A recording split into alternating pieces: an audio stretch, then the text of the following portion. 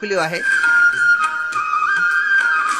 तो रेडियो जे आलमी ॾींहं जे हवाले सां साईं अब्दुल्लाह जरवार जी लिखियल तहरीर रेडियो मुंहिंजो दोस्त। रेडियो सां दिलचस्पी नंढपण खां आई। मुंहिंजो चाचो रोज़ सुबुह जो रेडियो सैलून ॿुधंदो हो, जंहिंजा ॿिया प्रोग्राम दिलचस्प हुआ। रोज़ानो किन सालनि खां सुबुह जो पाबंदीअ सां नशर थींदड़ प्रोग्राम पुरानी फिल्मों का संगीत जेको अञा ताईं नशर थी रहियो आहे, इहो प्रोग्राम अॼु एतिरो मक़बूल आहे जेतिरो 1974 ईस्वी में हो। उन वक़्तु रेडियो पाकिस्तान हैदराबाद ते कमर्शियल सर्विस में नशर थींदड़ प्रोग्राम अव्हां जी फरमाइश जेको रोज़ानो 12 वॻे नशर थींदो हो, अक्सर उनजो अनाउंसर अनवर सोलंकी साहब हूंदो हो। उन ज़माने झमूर जो आवाज़ प्रोग्राम बेहद पसंदि हो। हफ़्ते में हिकु दफ़ो राति जो प्रोग्राम अव्हां जी पसंदि नशर थींदो हो, जंहिंजो मेज़बान मोहम्मद अली बुघियो साहिब हूंदो हो।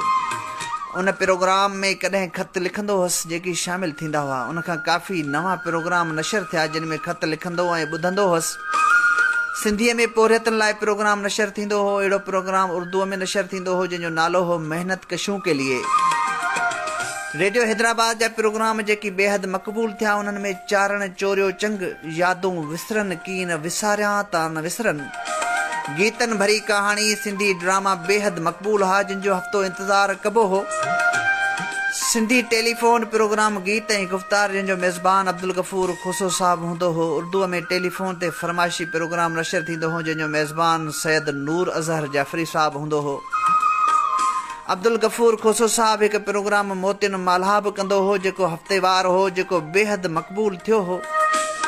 उर्दूअ में शहर ऐं नगमनि ते मुश्तमिल प्रोग्राम मुख़्तलिफ़ नालनि सां नशर थींदो रहियो आहे। हाणे बि बाज़े गश्त जे नाले नशर थी रहियो आहे जंहिंजो मेज़बान सैयद नूर अज़हर जाफ़री साहब आहे। कुझु अरसो ही प्रोग्राम केसर सुल्ताना साहिबा पिणु सुठे अंदाज़ में पेश कयो हो, पर जाफ़री साहब जो पंहिंजो अंदाज़ ऐं इंतख़ाब आहे।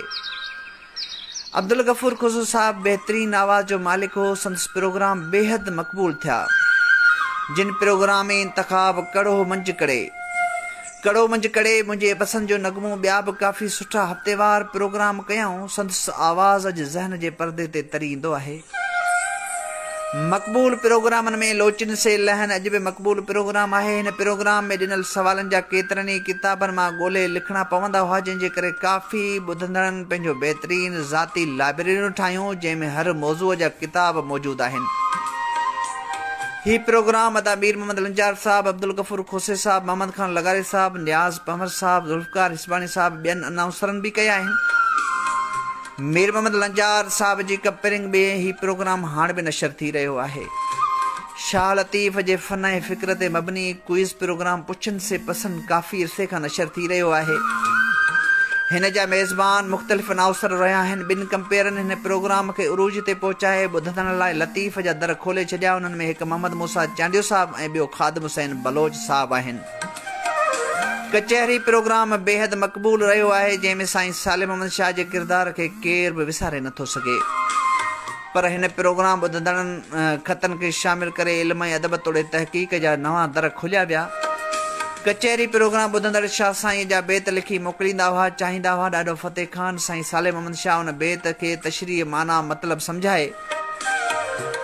वाह छा ॻाल्हि कजे, प्रोग्राम अॼु बि नशर थी रहियो आहे। पर शाह साईं जे हिन बेत वांगुरु त नसे वोण वणनि में नसे कातारियूं पसियो बाज़ारियूं हीअड़ो मूं लूण थिए। केतिरा आवाज़ रेडियो पाकिस्तान हैदराबाद ते आया, पंहिंजो अणमट यादूं छॾे गाइब थी विया, जिन में साईं अनवर बलोच साहब जहिड़े ब्रॉडकास्टर खे यादि न कजे। वाह छा आवाज़, छा अंदाज़, हवा जे झोंके वांगुरु आया ऐं उते हलिया विया जितां को बि नाहे वरियो। रेडियो ते आयल इनकलाबी तब्दीलियुनि संदुनि कम खे उजागर करे मंझसि निखारंदो साईं रियाज़ बलोच जो आवाज़ कीअं विसारिजे। जहांगीर कुरैशी साहब कीअं विसरे। उर्दूअ जा मशहूरु आवाज़ शेख सलीम। रेडियो हैदराबाद जा ॿिया काफ़ी तारीफ़ लाइक़ प्रोग्राम आहिनि। जिन प्रोड्यूसर्स ऐं कंपेस जो ज़िक्र ख़ैर कजे, ॿ प्रोड्यूसर मरहूम साईं अनवर हकिड़ो साहब, साईं अली नवाज़ ख़ासकली साहब। अनवर हकिड़े साहब सिंधी तोड़े उर्दूअ में बहितरीन प्रोग्राम पेश कया, ख़ासि तौर ते महकार प्रोग्राम खे उरूज ते पहुचायूं।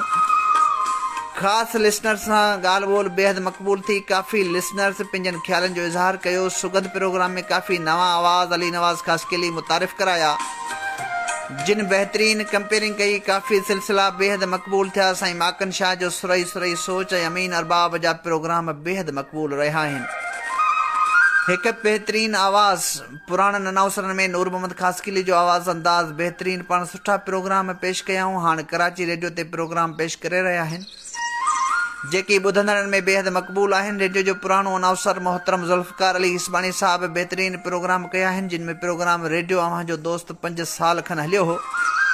संदुनि हाणोकनि प्रोग्रामनि में बेहद मक़बूल प्रोग्राम सुंद सुराहण आहे जंहिंखे पाण वरी महिनत सां पेश करे रहिया आहिनि। अहम इल्मी अदबी शख़्सियतुनि सां ॻाल्हि ॿोल, किताबनि जो तारफ़, मौसम जो अहवाल पिणु शामिल हूंदो आहे। गुज़िरियल कुझु साल रेडियो पाकिस्तान हैदराबाद लाइ मुश्किल तरीन दौरु रहियो आहे जो 3 सालनि खां वॾे अरसे लाइ मीडियम वेव नशरियात बंदि रही आहे। 1.5 साल खां नओं ट्रांसमीटर लॻो आहे। नशरियात बहितरीन आहे, परे परे ताईं ॿुधजण लॻी आहे।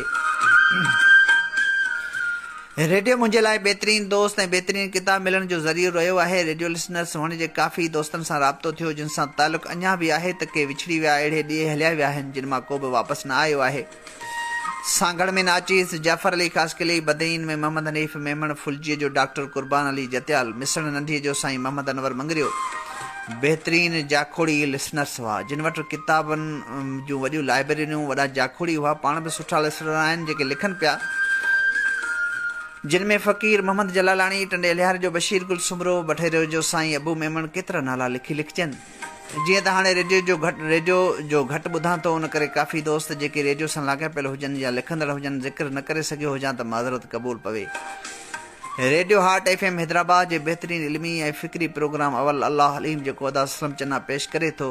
सुबुह जो हिन बहितरीन प्रोग्राम आहे, उन ते खेनि जस हुजे। वॾियूं महिरबानियूं साईं अब्दुल्लाह जरवार साहब बहितरीन तव्हांजी रेडियो जे आलमी ॾींहं जे हवाले सां बहितरीन तव्हांजी तहरीर। मोहम्मद मूसा बजीर बि इन सफ़र में जुड़ियल आहे। तव्हां सॼे नज़म मोकिलियो आहे अयूब खुसे जो त दुखनि सां शनासी अॻे बि रही आहे, ईअं ई उदासी अॻे ई रही आहे। गालीचनि खे पेरनि ॾिठो ई किथे आहे, हुगाउनि जे फेरनि ॾिठो ई किथे आहे। भिनल शाम जहिड़ो रहियो रूह आहे, थकल दिलि मुसाफ़िर पटियो साह न आहे। डिघियूं सर्द रातियूं नयूं कोन आहिनि, उजागनि